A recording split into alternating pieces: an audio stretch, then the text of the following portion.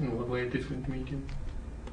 Well, an acoustic guitar, I was using an analogy that they're like a pencil drawing, and that something like Midnight Vultures, which has, you know, dozens and dozens of tracks and different kinds of instrumentation and very complex arrangements and all kinds of different song structures and multiple choruses. This is more of an analogy to, you know, a wall of graffiti and color. So which one of your records are the most important? The official ones like Midnight Vultures and Odelay or Mutations or Grey? They're just different. They're different. You know, I made Midnight Vultures for people who wanted to put on music at a party. I didn't feel like people were making good party records. Like when I was growing up, you put on What's Going On or, you know, like the 70s Bowie album. You know, there was good quality music for dancing. You know, that wasn't just mindless disco. It was thoughtful music that was for your body. So that was the intention of that. And Mutations is just something, you know, more mellow. I think if you know, I mean, I don't know what environment people listen to music. In Los Angeles, most people listen to music in their car. So I guess, you know, it's for music for a different mood, you know.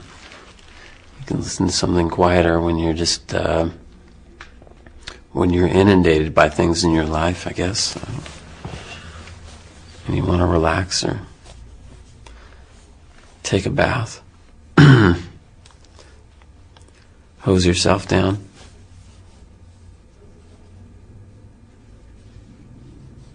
So you made an art exhibition with your late granddad? Yeah, it was, we've done 7 of them. I mean, it's the same show. It's just been traveling around the world for the last 2 years. My grandfather was a Fluxus artist, active through the 50s, through the mid-90s, and he studied with John Cage in the 50s and was a part of Andy Warhol's factory in New York, and then was in Europe through most of the 70s and the 80s, and worked a lot with collage. He made art that was out of garbage, you know, candy bar wrappers, cigarette butts, and so a curator came to me about 3 years ago, and he'd been collecting my grandfather's work, and he found a bunch of collages that I'd done in the 80s, and that was about the last time I had, you know, attempted any visual art. You know, since then I'd just been doing music. So he said, hey, I want to do just a small art show with some of your grandfather's work and some of yours. And at first I thought, no, because, you know, musicians come out and then they decide, okay, now I'm a writer, or now I'm an artist, or now I'm an actor. And there's an inherent, it's kind of a inherently dilettante, or it's almost like a vanity thing. So I turned it down, and then he kept pursuing, and we had a long talk about it, about how it would incorporate my music and my videos and all my visual work, and it would be a great chance to, you know, show my grandfather's artwork, you know, which was well known in Europe, but not in America or Canada or Japan or any, you know, other countries. So we did the show in Los Angeles, then we did it in New York, and then Vancouver, and then Tokyo, then Toronto, then over to Germany. So it's just been traveling around for the last few years. Has he and his way of creating art influenced your music? No, I don't think so. I think we have a similar sensibility. It's a 20th century sensibility.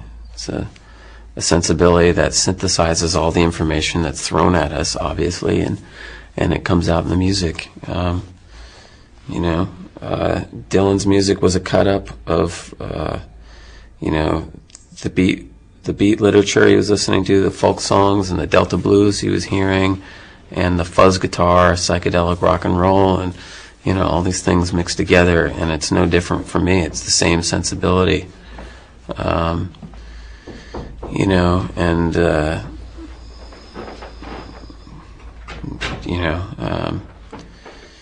my grandfather was influenced by Dada and Kurt Schwitters and people who did collage in that time, and so I never looked at his artwork and said, okay, I'm going to go write a song, but I think we do share an aesthetic, and maybe some of it is blood related. But again, my grandfather on my other side, I don't share any of his aesthetic sense. I mean, he was I loved him, and we were close, but it just, maybe it's a coincidence. I don't know.